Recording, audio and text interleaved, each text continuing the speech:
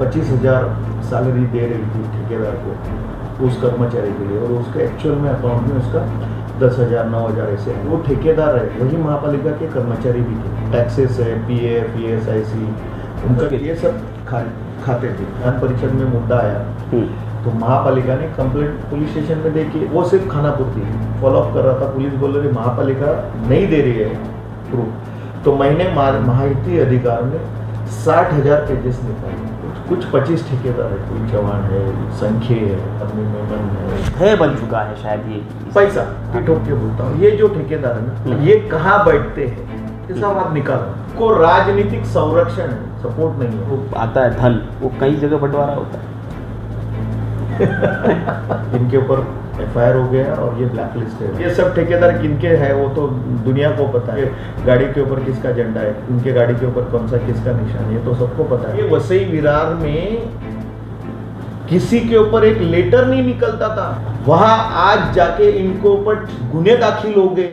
नमस्कार, मैं सचिन दीक्षित एक बार फिर से आप सभी के सामने हाजिर हुए कि एक ऐसा मामला जिसमें महानगर पालिका अगर अपने कॉन्ट्रैक्टर जिसे कॉन्ट्रैक्ट देती है, ठेका देती है शहर को काम करने का, शहर में निर्माण करने का, अगर वही ठीक ढंग से काम न करे, उनके कामकाज को लेकर सवाल खड़े हों, उनके कामकाज पर FIR दर्ज हो चुकी हो और उन्हें FIR दर्ज होने के बाद भी पुनः काम दे दिया जाए, यानी पुनः उनके काम को बढ़ा दिया जाए, वापस लगातार कर दिया जाए, तो ये कितना जायज़ है। ऐसे जिन पर आरोप लगे हों, आरोप के बाद FIR दर्ज हुआ हो और वो आज भी धड़ल्ले से काम कर रहे हैं, ऐसे लोगों पर आखिर क्यों मेहरबान है महानगर पालिका, आइए थोड़ा विस्तार से जानते हैं। 2019 में जिन पर मुकदमा दर्ज हुआ था उनके विषय पर जानते हैं और कैसे महानगर पालिका ठेकेदारों के साथ मिलकर शहर की जनता का पैसा बर्बाद करती है। आइए सीधे बात करते हैं मनोज पाटिल से, इस पर पूरी गहनता से उनको जानकारी है और इससे पहले वो काम कर चुके हैं। मनोज जी, सबसे पहले भाजपा के काम करते करते जनता के साथ जुड़ते रहते हैं। आपने एक मुद्दा उठाया था 2019 में, वो मुद्दा था यहाँ के कॉन्ट्रैक्टर का। आपने करीबन 25 कॉन्ट्रैक्टर पर मुकदमा दर्ज हुआ था उस FIR कॉपी के अनुसार।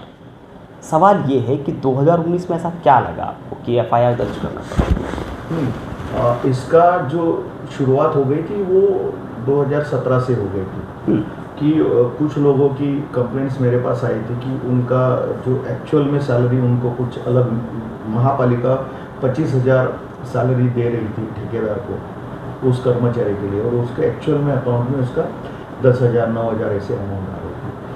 तो और उसमें भी ऐसा था कि जो ठेकेदार है वही महापालिका के कर्मचारी भी थे, कर्मचारी ही ठेकेदार थे। ऐसे 2-3 केसेस थे और वो लोग कर्मचारी जो ठेका कर्मचारी थे उनके ऊपर दबाव बना के उनको मीन्स कंट्रोल करके, तो वो मीन्स आधे से ज़्यादा जो पैसा है सैलरी का वो लोग खा जाते थे। उसके साथ में भी जो टैक्सेस है, PF ESIC उनका जो भी चीज़ें है उसका भी वो लोग में कोई भी नहीं, PF नहीं, ESIC नहीं, सर्विस टैक्स नहीं, प्रोफेशन टैक्स नहीं, सब खा चुके थे। ये सब खाते थे। तो ये 2017 में प्रूफ आपके पास थे? हाँ, सब पूरा है। तो FIR उसी के अच्छा बेसिस पे दर्ज हो गई। हाँ, तो उसमें क्या हो गया कि फिर 2017 में ये विषय तत्कालीन जो आयुक्त थे लोखंडे साहब मैंने उनके सामने लाया, नज़र में लाया। तो फिर वो उसमें भी 3-4 महीने गए। 2018 में फिर वापस इन सब ठेकेदारों को आयुक्त ने इंस्ट्रक्शन दे दिया कि आपको इनका PF ESIC वगैरह सब भरना पड़ेगा। तो उन्होंने फिर क्या किया कि वो PF ESIC का वगैरह भरना शुरू कर दिया, लेकिन सैलरी भी जो है वो उतनी नहीं मिलती थी जितनी मिलनी चाहिए। अगर 25,000 सैलरी है तो 2-3 हज़ार रुपया PF ESIC service tax commission वगैरह काट के, लेकिन 18-19 हज़ार तो उसके हाथ में जाना चाहिए। तो वो सब नहीं जाता था। फिर पूरा मैंने ये विषय फिर विधान परिषद में भी उठाया।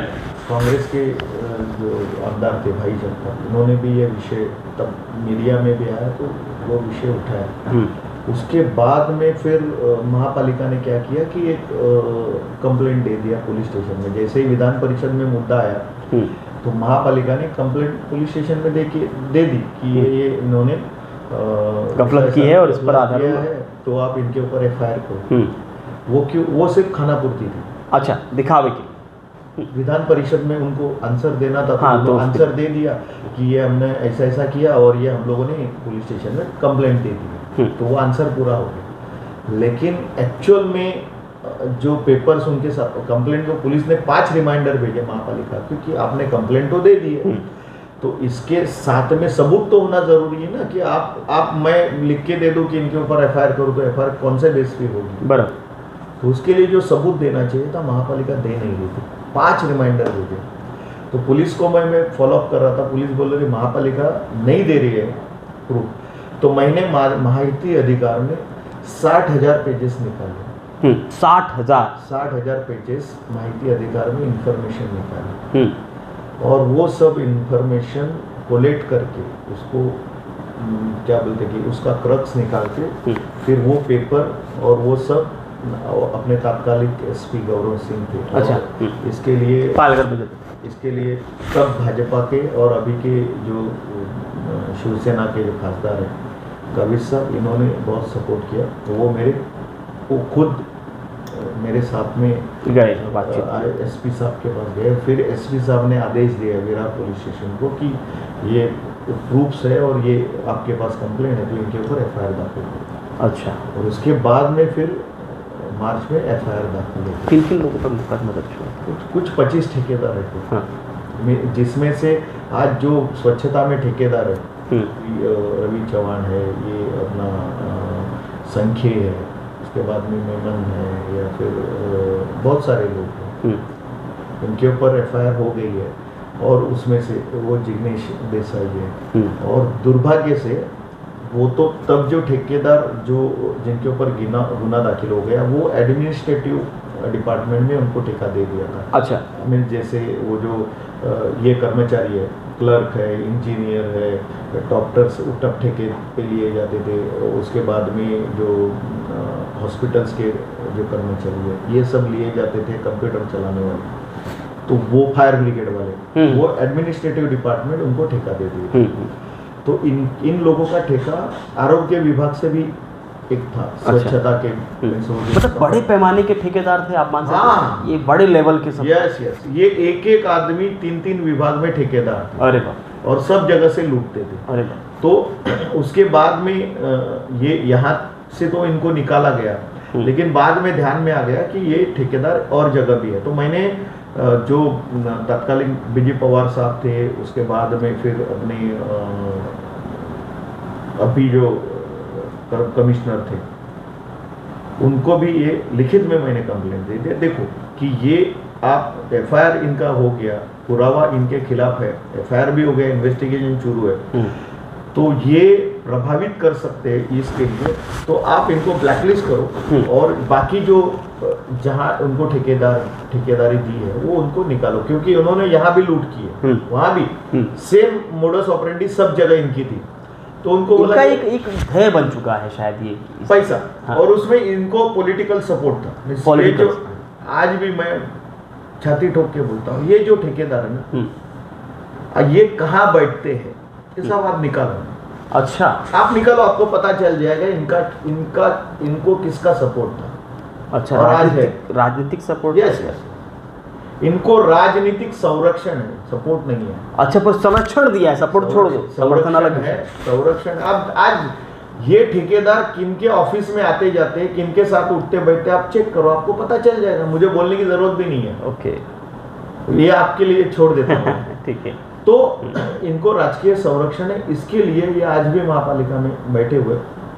बीच में तो क्या माने कि ये जो करते हैं, जो आप कह रहे हैं कि लूट, तो ये कई लूट का जो आता है धन, वो कई जगह बंटवारा होता है। गंभीर सवाल, बहुत गंभीर है। कैसे है कि इन लोगों को अभी जब मैंने अभी गंगाधरन जी थे, गंगाधरन जी को जब मैंने लिखित में दे दिया कि ये इनको आप यहाँ से हटाओ, जी पवार साहब थे, उन्होंने 6 महीना ही थे, तो नहीं कर पाए। गंगाधरन जी को बोला, तो गंगाधरन जी ने टेंडर भी निकाला। अच्छा, टेंडर भी निकाला, ये लोग उसके अगेंस्ट में कोर्ट में गए।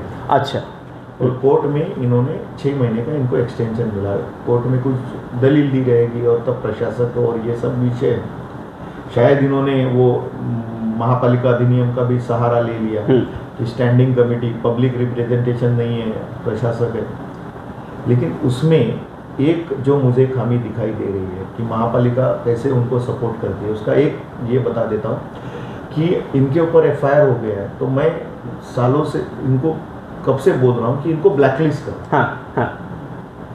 तो ना इन्होंने ब्लैकलिस्ट किया, ना एफआईआर का जो डिटेल है कोर्ट में अगर ये पेश करते थे कि इनके ऊपर एफआईआर हो गया और ये ब्लैकलिस्टेड है, तो कोर्ट इनको संरक्षण देने का सवाल ही नहीं आता। तो ब्लैकलिस्ट ना करने की वजह से इनको और कारण और कोर्ट इनको संरक्षण देता।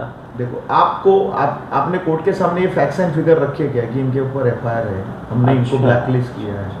जो नैतिक कर्तव्य है ये महानगर पालिका का, महानगर पालिका की जिम्मेदारी थी कि सही बात रखना। हम क्यों इनका ठेका कैंसिल करना चाहते हैं, हम क्यों नए ठेकेदार लाने चाहते हैं, हम क्यों नया प्रोसेस करना चाहते हैं, इसके पीछे कारण क्या हो सकता है? महानगर पालिका की मंशा ऐसे लोगों को संरक्षण देने के पीछे राजनीतिक दबाव, मतलब ये अगर पलेंगे फूलेंगे बड़े होंगे। इनके ऊपर देखो वसई विरार में जो भी चल रहा है, ठेकेदार और अनधिकृत जो बांधकाम, इनके ऊपर तो वसई विरार की राजनीति चलाते हैं लोग। बाकी सामान्य आदमी कौन आता है वसई विरार में, आप बताओ इनके। अच्छा, ये ऐसा कहें कि इन ठेकेदारों की वजह से राजनीतिक पार्टियां बदनाम भी हो जाती हैं, वो जो काम करने के लिए, या राजनीतिक पार्टी ऐसे लोगों को संरक्षण देके बदनाम होते थे। तो ये सब ठेकेदार किनके हैं वो तो दुनिया को पता है। मुकदमा दर्ज होता है किनके है, आज भी किनके साथ किनके बूथ के ऊपर बैठे रहते हैं, इनके गाड़ी के ऊपर किसका झंडा है, इनके गाड़ी के ऊपर कौन सा किसका निशान है, ये तो सबको पता है। बदनाम ऐसे नहीं है, लूटो वही पैसे से फिर इन्हीं ठेकेदारों को लगाओ। जैसे चल रहा है माहौल, एक तरफ सत्ता है, दूसरी तरफ ठेकेदार मौज में, महानगर पालिका आंख बंद करके कोर्ट में पेश हो जाती है, बोलती नहीं सब ठीक है चलिए।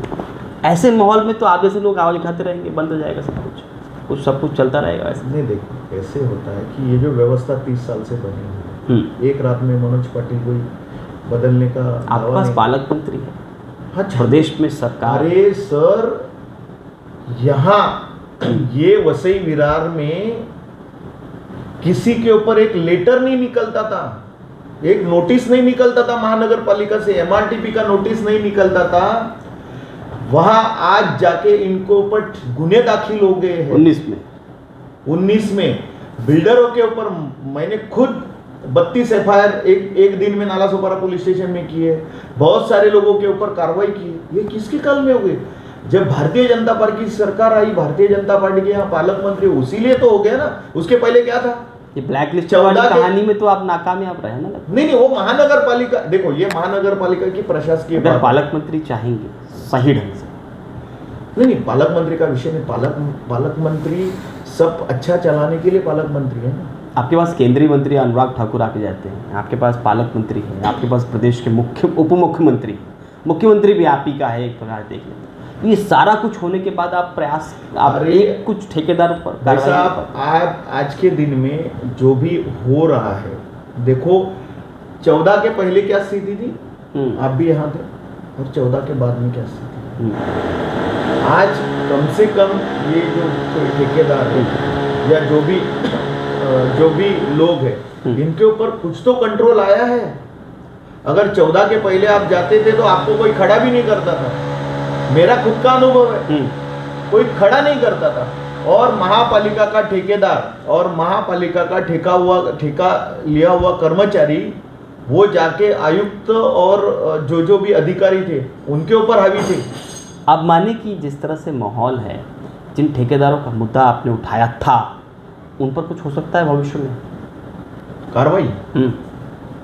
आपको संकेत क्या देते हैं? पता चलेगा अगले महीने में, जल्दी कुछ होगा पक्का। देखो, या आप रिकॉर्डेड बात करें अगले महीने? इनके ऊपर मैं जो भी आज शुरू है उसके आगे का स्टेप नहीं। आपने लगातार 19 में किया तो एफआईआर दर्ज हुआ, आपने अभी तक मेहनत की, लेकिन आगे नतीजा क्या? पालक मंत्री आपका, उप मुख्यमंत्री आपका, सरकार आपकी शांत बैठकर? नहीं, कोई शांत नहीं बैठा है। मेरा भी प्रोसेस शुरू है। जनता को न्याय मिलेगा, ये जनता का पैसा सदुपयोग होगा। ये जाके आगे मैं इसको आगे अगली स्टेप पे लेके जाने वाला हूँ। और इसका अगले महीने भर में इसका भी मैं कंप्लेंट का पूरा तैयारी किया है। आगे जाके इनके ऊपर और कड़ी कार्रवाई के लिए मैं जो प्रोसेस है वो करने जा रहा हूँ। और प्रोसेस मेरा विश्वास है कि ये भी हो जाएगा। ये देखो, हम लोग राजनीति में है तो हमारा उत्तरदायित्व जो है, हमारी जो भी भूमिका है सामान्य लोगों से हमारा जो भी है उन तक लाभ पहुंचने की है। उनसे ही हमारा उत्तरदायित्व है। हम जो भी आंसरेबल है वो इस वसई विरार के टैक्स पेयर को आंसरेबल है। बिल्कुल, हम लोग ना ठेकेदारों को आंसरेबल है, ना कोई महापालिका के अधिकारी के ऊपर आंसरेबल है। हम आंसरेबल है तो जनरल पब्लिक को जो टैक्स पेयर है जो यहाँ आया है तो उनका मुद्दा उठाया है, तो उसी के लिए ये जो भी है विषय हो रहा है। आज के दिन में जो भी हम लोग विषय उठा रहे हैं, अभी विरार का एक मुद्दा हम लोगों ने उठाया था, ये जो म्हाडा में जो संकुल बन रहा है, तो फिर उसके महापालिका बोल रहे कि दिसंबर 2023 में करेंगे। फिर हमारे 2 एमएलए जो है वो वहाँ दौड़ के गए और फिर उनको याद आ गई, रोज वहीं से जाते थे। तो जब हम लोगों ने, भारतीय जनता पार्टी ने मुद्दा उठाया तो ये याद आ गई। तो ये सब हम लोग मुद्दे उठाते रहेंगे और लोगों के सामने लाते रहेंगे कि ये जो विषय है ये महापालिका, देखो वहाँ भी ऐसा था कि 21 करोड़ रुपया खर्च हो गया, लोगों को कुछ उसका लाभ नहीं है। तो यही विषय है कि ये जो ठेकेदार है, आज के दिन में हम ठेकेदार को, देखो हमारा पर्सनली कोई किसी से दुश्मनी नहीं है। हमारा जो विषय है ये एक तो कर्मचारियों के नाम क्या उनको न्याय मिलना चाहिए और दूसरा काम अच्छा होना चाहिए। देखिए ये जो आप एग्जाम्पल सेट करेंगे इसमें कई लोगों का लाभ होगा। एक वो कर्मचारी जो 12 घंटे 13 घंटे मेहनत करते हैं और शहर को स्वच्छ रखने में अपना योगदान देते हैं और तमाम तरह के सेक्टर में योगदान देते हैं, उनको न्याय मिलेगा। उनके लिए एग्जाम्पल सेट होगा जो ऐसा करना चाह रहे हैं आगे भविष्य में आने वाले, तो उनके लिए एग्जाम्पल सेट होगा। ऐसे अन्य कॉन्ट्रैक्टर हिम्मत नहीं कर सकेंगे, लेकिन वो हिम्मत नहीं कर सकेंगे तब ना जब कार्रवाई होगी, और ऐसे में आपके पास तो सब कुछ है, आप कर सकते हैं। नहीं तो ये माने अगले महीने कुछ हो सकता है। यस, उसके खिलाफ भी हमारा शुरू। और दूसरी बात है कि मैं ये सोचता हूँ कि जो सफाई कर्मचारी है, जो बाकी जो कर्मचारी है, ठेका के हो परमानेंट हो, इनके लिए महापालिका, सामान्य लोगों के लिए ये महापालिका, ये कमिश्नर साहब वो नहीं जा सकते ना कमिश्नर साहब के पास या कोई सिटी इंजीनियर के पास या कोई असिस्टेंट कमिश्नर के पास, सबके पास ये सामान्य जनता नहीं जा सकती। बराबर, उनको अपना काम धंधा है, वो अपना काम करेगा। लेकिन ये स्वच्छता कर्मचारी आता है, ये जो घरपट्टी वसूली करने वाला आता है, ये जो बाकी सब काम के लिए आता है, ये इनके लिए महापालिका। बराबर। तो जो ये हमारा फेस है महापालिका का, ये जो आखिरी आदमी है ये महानगर पालिका का फेस है, आधार है, यही नींव है। तो ये अगर इनको कुछ अच्छा दे देंगे महापालिका, और जो देती है लेकिन उन तक पहुंचता नहीं है, उनको अगर महापालिका अच्छी सैलरी देती है, जो उनको देती, तो महापालिका का खर्चा तो होता है लेकिन उन तक पहुंचता है। ये अगर प्रॉपरली पहुंचे, वो अगर खुश रहे, उनको ठीक तरह से सैलरी मिले, ढंग से सुविधा मिले, तो वो अपने फैमिली के साथ खुश रहेगा। तो वो अगर खुश रहेगा तो वो अच्छा काम तो करेगा, शहर अच्छा होगा, लोगों को अच्छा सर्विस देगा और लोगों का इंप्रेशन जो है महापालिका के प्रति वो अच्छा होगा। मैं आपको बोल देता हूँ कि अगर कोई स्वच्छता कर्मचारी है, वो कोई सामान्य व्यक्ति के साथ अच्छा बर्ताव करेगा तो वो बोलेगा वसई विरार महापालिका बहुत अच्छी है। लेकिन अगर वो बुरा बर्ताव करेगा तो वो आदमी बोलेगा वसई विरार महापालिका खराब है। क्योंकि रिजल्ट वहीं से नजर आता है, उसको डाउन रिजल्ट नजर आएगा तो ठीक है।